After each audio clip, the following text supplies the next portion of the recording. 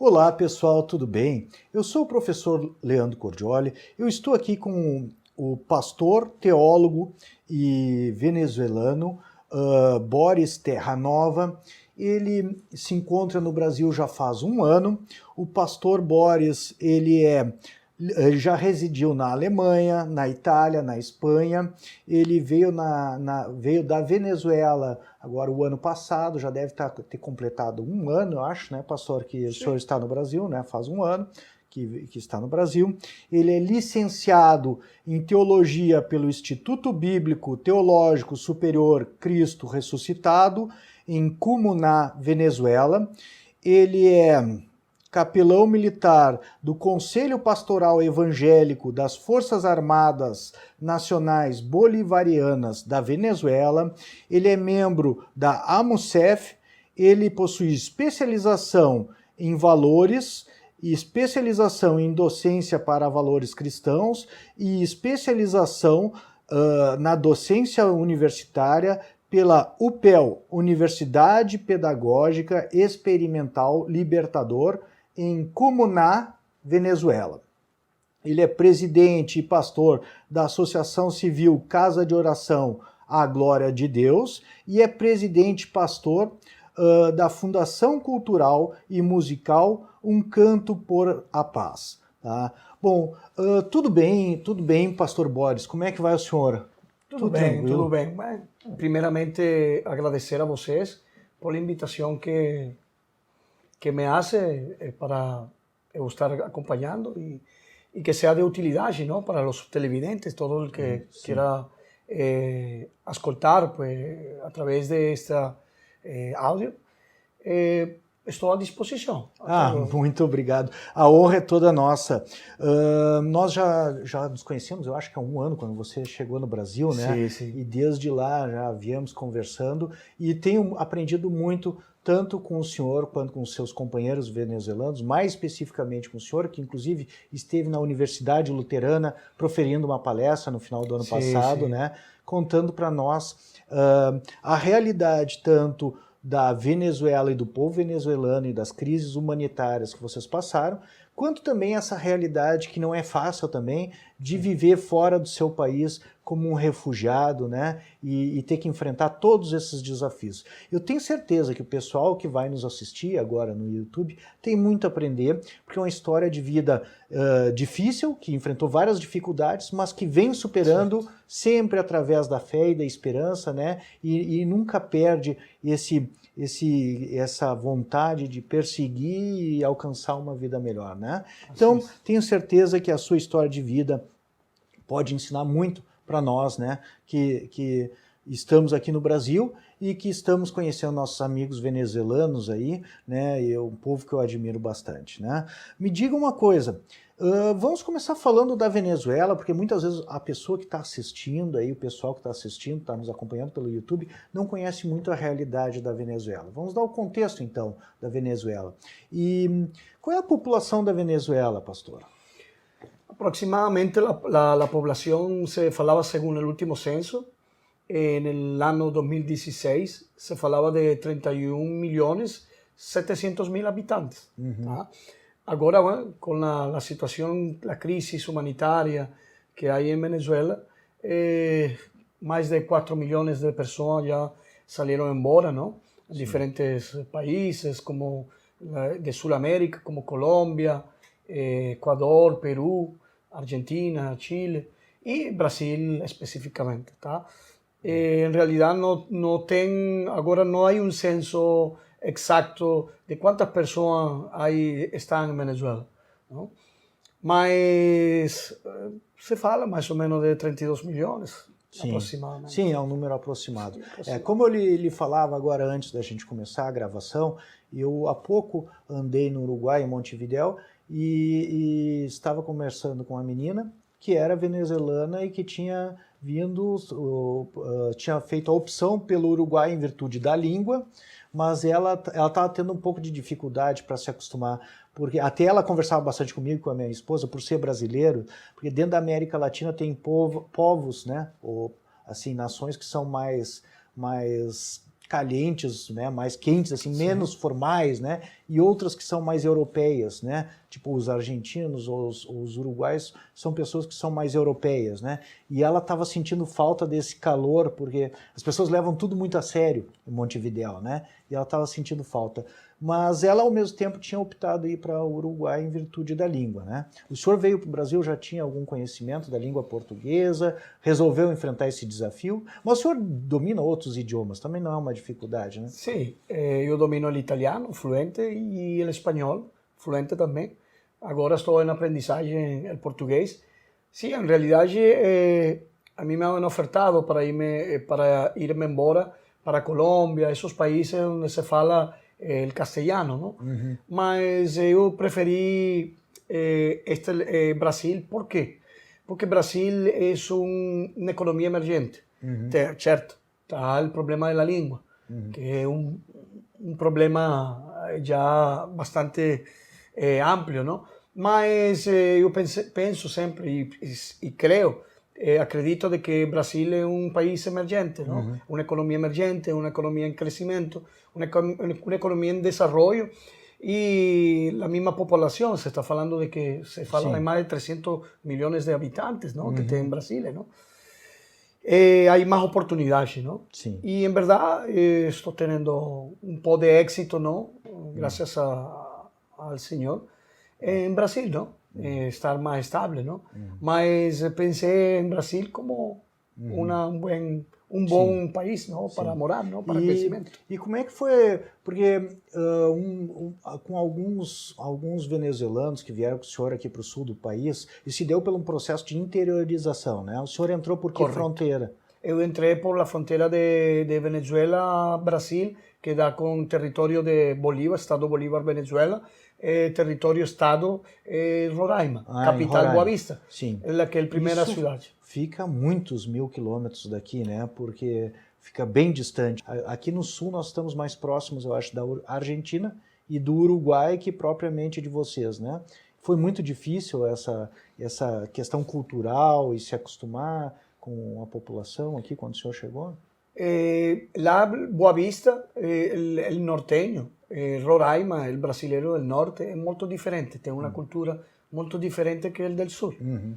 Já que é outro tipo de economia também, outro tipo de mentalidade, não? E tem uma comparação com o sul de Venezuela, não? Já que são estados que são limitados, não? São limite fronteiriço em ambos estados.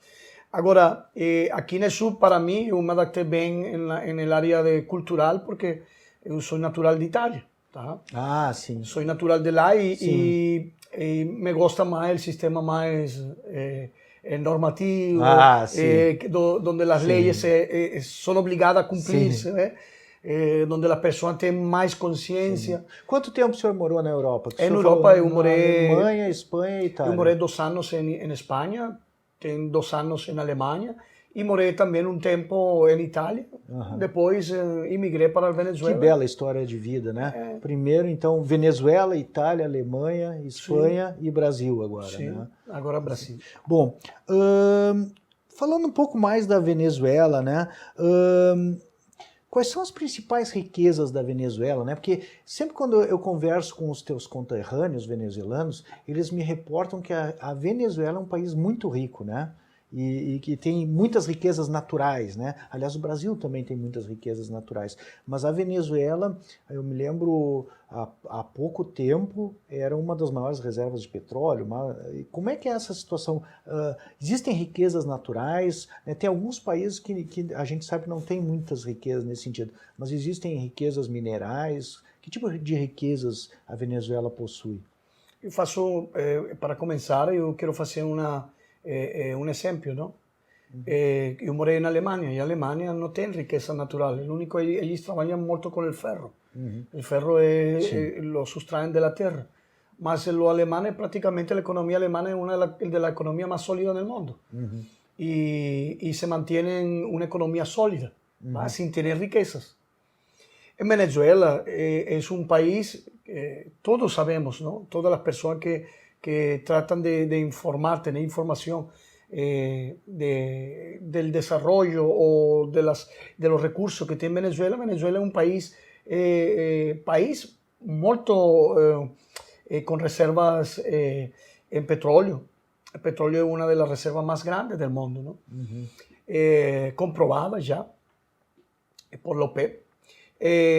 Tiene reservas de gas también, es una de las 7 potencias en reserva de gas. Gas metano, sim, não sei como sim. Gás metano. Esse é gás que usa para Gás indústria natural. e para combustível, agora até para automóveis também, sim. E para a cozinha também. Também tem reservas de água natural, água doce. Sim. Brasil, de fato, Brasil es uno de los países que tiene la reserva más grande con el Amazonas. En oro, pedra preciosa también. Tem una economía muy diversificada, tem mucha industria. Sim.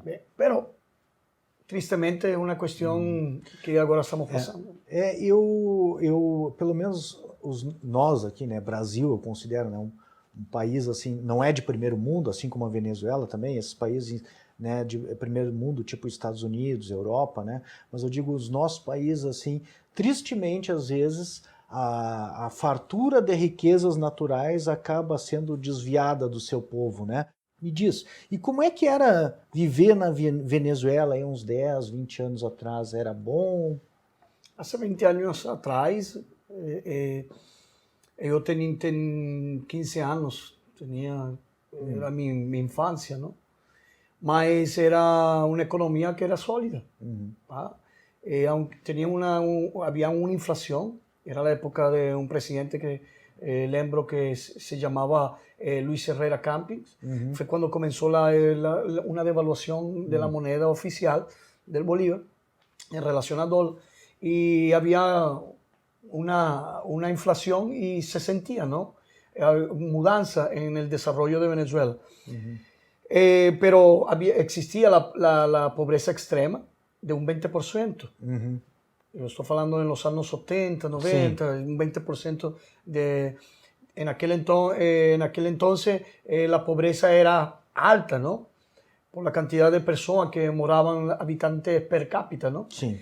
Y en relación a eso hubo una mudanza, ¿no? Mudanza de gobierno, que fue cuando eligieron a Hugo Chávez Frías, trayendo propuestas diferentes, ¿no? Un pueblo que estaba ya fatigado, ¿no? De siempre más de lo mismo, siempre los mismos gobernantes son los que gobiernan. Mas el pueblo encontraba alimentación, había trabajo. Existia a delinquência também, mortalidade através da delinquência. Mas se podia viver, se ficava uno mais tranquilo. Logicamente, os tempos mudaram, porque aqui não é solamente uma questão, uma nação pode ter a melhor constituição do mundo, as melhores leis do mundo, mas se não se aplica, é como na Alemanha. Na Alemanha tem uma constituição também. Mas los que están al frente de la Constitución, que son los gobernantes, son los primeros que deben respetar las normativas. Tienen que tener la ética y la moral como eu lhe disse, concordo plenamente com isso, né? Já tem alguns textos escritos sobre isso, né? E é o que eu tenho estudado, né? Como eu lhe disse, assim, assino embaixo do que o senhor falou, e para mim é interessante, enquanto cientista político e jurídico, né, do direito, constatar que, de fato, né, como a gente vinha conversando, não basta que hajam leis justas, leis boas. As pessoas que são encarregadas de governar devem também ser boas. Aliás, Tomás de Aquino diz isso numa frase bem simples, também ele diz assim, ó, no mínimo, para um país prosperar, o bom seria que todos os cidadãos fossem pessoas justas. Mas se isso não é possível, pelo menos aqueles a quem toca governar devem ter um caráter reto e devem ser preocupados. Tá, né? Que eu falava, Dr. Leandro, falava de lo que é a integridade. Sim. E a integridade se fala de rectitud. Que ser coherente de lo que nós fazemos, ¿no? Com lo que nós expressamos. Y lo que nós falamos tiene que ser coherente todas las cosas. Esa es la rectitud, lo que es la integridad. Y ese es un problema que no solamente acontece en Venezuela, ese es un problema que está aconteciendo en el mundo, que es un problema de valores, ¿no? onde a integridade do ser humano se ha desviado totalmente. E agora a integridade é fazer o malo. Ser um homem íntegro é eu faço, mas não te deixo fazer a vocês. Sim. Então, é um doble discurso. E isso está acontecendo em Venezuela. E o mais afetado é o povo. Que o povo é o que tristemente está saindo embora. ¿Por quê? Porque é a única maneira de poder ajudar a nossas famílias que permanecem agora lá em Venezuela. Porque Venezuela agora não produz nada, não está produzindo nada. Mas como fazem os venezolanos que agora estão morando lá? É através de todos os venezolanos que saíram embora e migraram. Porque uma coisa é sair como turista a outro país. Como turista todos te recebem, mas dificilmente é que te recebam como um refugiado. Que tristemente eu não desejo isso para ninguém, não? Porque como caráter refugiado praticamente você, um caráter refugiado é uma pessoa que está, o tutor desse refugiado é o Estado que te refugia. E é triste verdadeiramente passar com... Depois que eu visitei tantos países, morei tanta experiência em outros países, foi uma experiência, a certo modo, foi uma experiência positiva, que para eu poder crescer como pessoa e poder saber, pues, e poder entender as pessoas que se sentem, não? Porque Venezuela, eu deixo isso como um exemplo, Venezuela agora é o segundo país depois de Síria, onde tem a crise humanitária mais grande do mundo. Incrivelmente. Não tinha me dado conta disso. Então, Síria porque há uma guerra civil, mas a Venezuela porque não tem como fazer, há uma divisão. Está todo dividido totalmente, não? Tanto o oficialismo, a oposição, mas o povo é o que está sofrendo. O povo que menos tem, é o que mais precisa, não se le está atacando a alimentação, a segurança de lo que é a saúde, a alimentação, a segurança. Como é o dia a dia hoje em dia de alguém que mora na Venezuela, assim, né?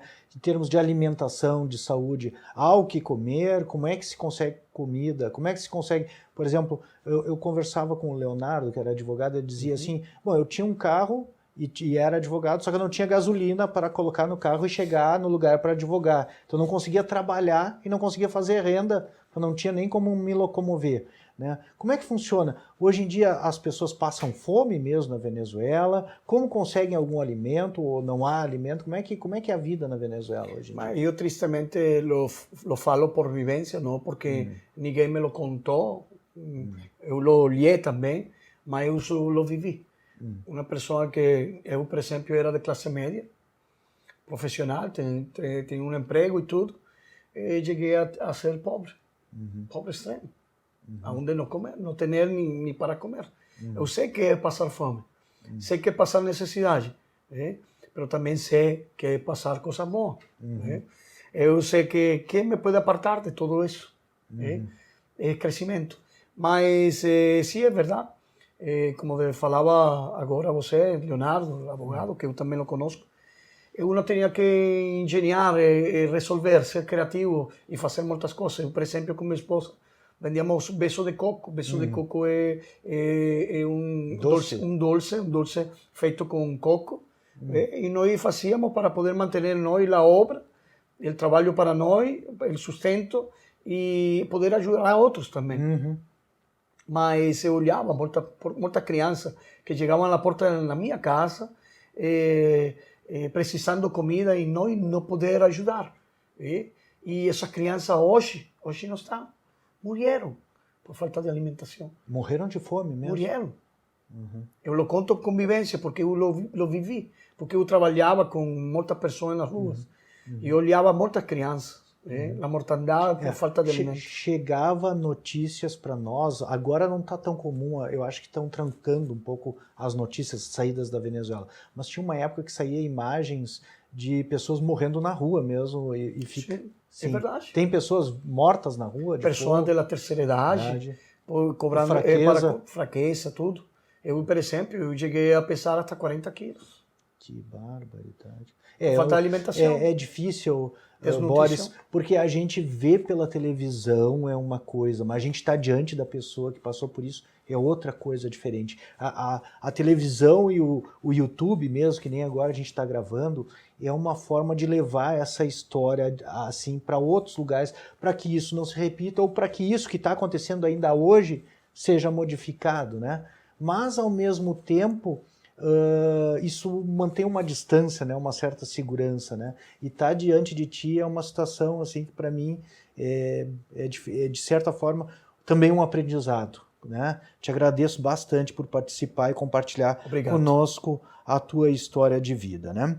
Me diz uma coisa, você é formado em teologia, possui especialização em docência, né? Em docência e trabalhou também como capelão militar. Como é que era a tua vida, assim? Tanto você chegou a lecionar teologia, chegou a ser professor, ou exerceu o ministério enquanto pastor, trabalhou como capelão militar, conviveu com as Forças Armadas, como é que são as Forças Armadas lá? Como é que era a tua vida assim profissional e a tua vida enquanto teólogo na Venezuela?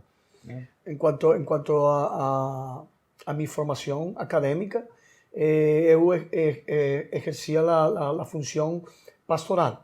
Tá? Aplicaba lo aprendido, el aprendizaje, lo que eu aprendi en el Instituto Teológico, eu lo ensinava dentro da congregação, da igreja. Mas, como eu sou formado também na Universidade Pedagógica Libertador, tá? Eu, na área de valores, eu me enfoquei mais nessa área, não? Porque é a área que praticamente Venezuela é a área mais crítica que há. Hay una crisis humanitaria, pero hay una crisis, esa crisis humanitaria viene a causa de la crisis de valores. Tá? Quando uma pessoa já perde a vontade, tá? Perde a esperança. A esperança, a fé, a esperança. Porque que fé? Fé são duas letras. São duas letras. Fé. Pero é tão grande que a fé é ter esperança em alcançar algo, não? En sí es bastante triste, pero sí comencé a trabajar en las escuelas, haciendo seminarios y palestras de bullying, escuela para pais también, porque eso es donde uno radica. Los problemas no es que se aprenden en la escuela, en la universidad. Los valores, los principios y valores se aprenden dentro de casa. Sí, concordo plenamente dentro de casa. Eso no se aprende en la escuela, las se fortalecen. Un docente lo que hace es orientar, fortalece, orienta y enseña más esos valores. Pero si en la casa esos valores no tienen, es como una persona que es un delincuente, un antisocial. Sí.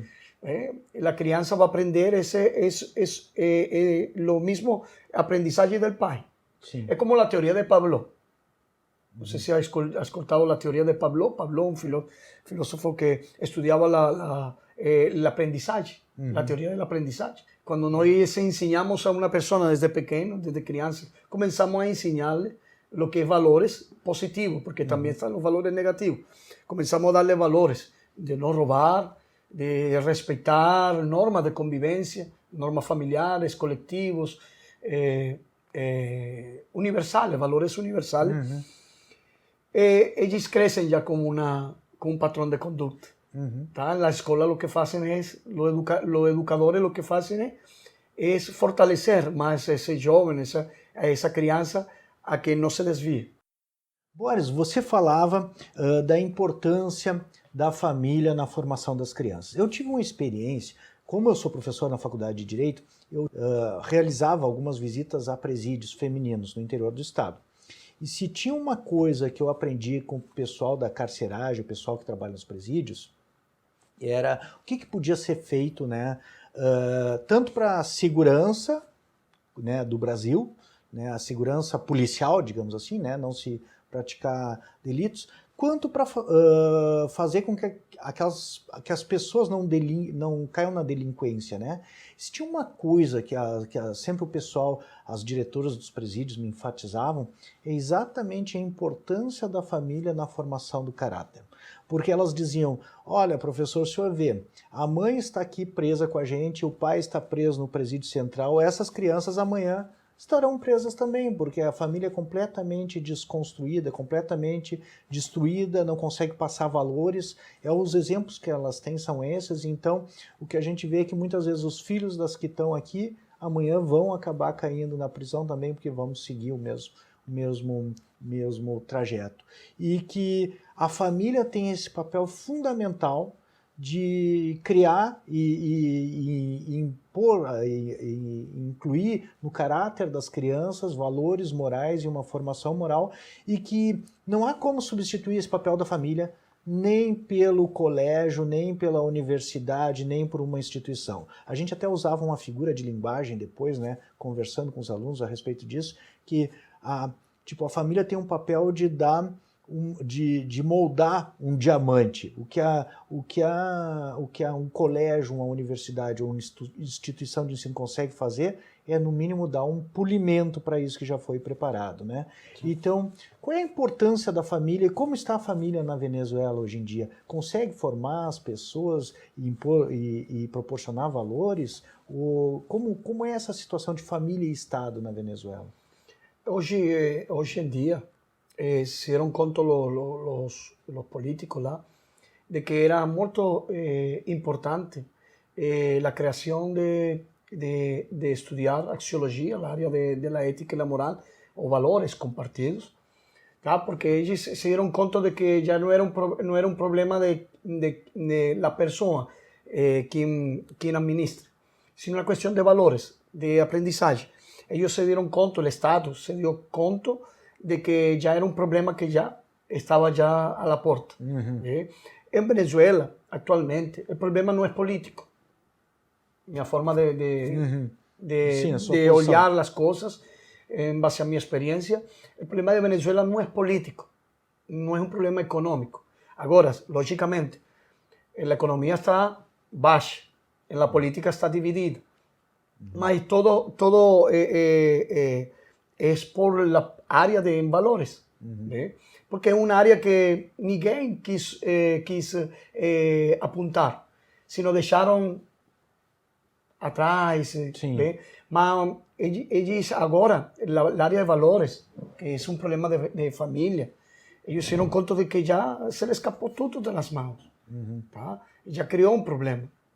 No, eso no quiero falar de que no hay venezolanos que tengan valores, olha, sino estoy hablando de que ya hay un problema ya de Estado con familia. ¿Cómo faz? Entonces comenzaron a crear dentro de la universidad universidad donde yo me formé, en la Universidad Experimental Pedagógica Libertador, comenzaron a abrir clases, escuelas de estudios sobre el valores, que es donde yo me formé, porque precisaban docentes en el área de valores. Habían docentes en el área de matemática, habían docentes en el área de castellano.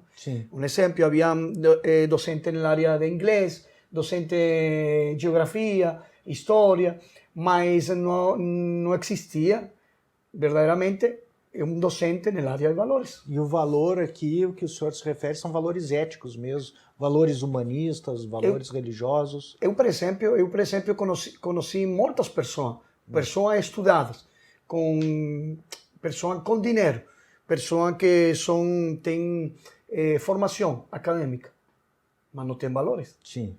Eu conheço muita gente. Sim.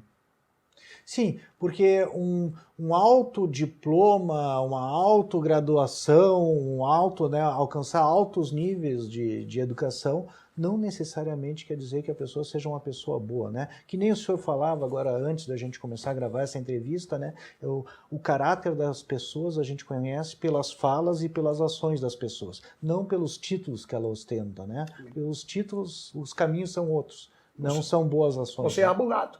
Eu faço um exemplo sempre. Você é abogado. E você, como abogado, tem que defender. Sim. El que garantice a defesa, a legítima defesa de qualquer pessoa.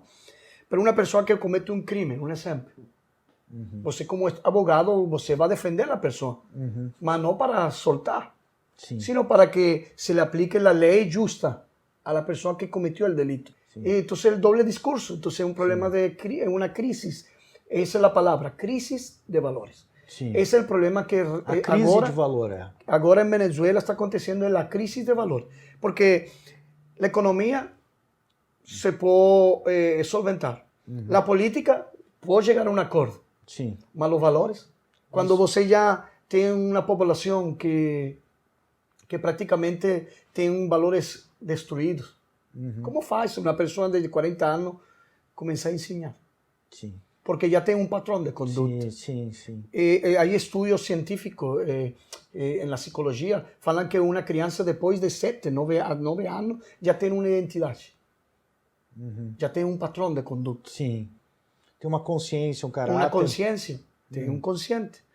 Já sabe que ele fazer o bom, o bem e fazer o mal. Tá? Então, isso é, para mim, isso é o que está acontecendo hoje. Para mim, a crise maior em Venezuela é a crise de valores.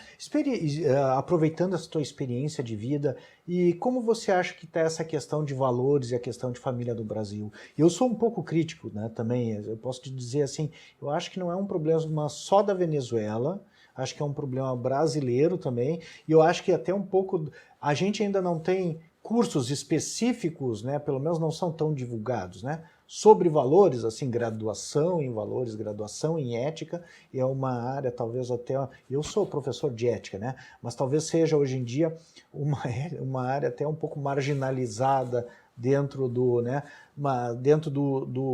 dos currículos universitários, mas é uma área que vem ganhando importância, mas a gente não tem um curso sobre isso aí ainda, né? Mas é uma área que vem ganhando importância e me parece que as pessoas vêm pedindo isso. Como é que você vê essa questão de valores, de família aqui no Brasil, né? Uma das coisas, primeiro, para começar, o conselho que lhe dou ao povo, ao Estado brasileiro, que não logre que aconteça o mesmo que aconteceu em Venezuela. Que pensaram depois. Aqui todavia Brasil tem, porque aí há cultura. Há uma cultura, como lá em Venezuela. Cada nação tem sua cultura. Quando falo de valores, não vou falar de cultura. Olha, quando falo de valores, que há pessoas que têm valores, como aí em Venezuela. Tem que não. Mas tem como emergência, tem que, dentro das universidades, dentro da escola, em todos os níveis, desde o mais pequeno, desde a criança, desde a creche, a cima, tem que começar a construir. Porque as casas se construyen con pedra, ¿no? Con ladrillo. Mas também as casas se construyen con valores. ¿Tá? Eu veo com preocupação porque eu leo en las ruas também que hay muita gente que moradores de ruas que tem muitas vezes mais valores que uma pessoa que tem gravata. Incrível. Já conheci alguns assim, né? Então, há uma crise de valores também aqui em Brasil, não? Mas que essa pessoa quem vai mudar um caráter de uma pessoa já que ver, mas devemos pensar já por las crianças, a criar uma nova matéria de valores, de ética, aqui moral. Muitas vezes se discute de criar uma cadeira a respeito de direitos no colégio, né? Direitos e cidadania. Eu sou crítico, né? Porque eu acho que muito mais importante que as pessoas saberem os seus direitos é exatamente tal. Eu sempre pensava assim, é mais importante saber o que é a cidadania, em que ela deve contribuir com a sociedade.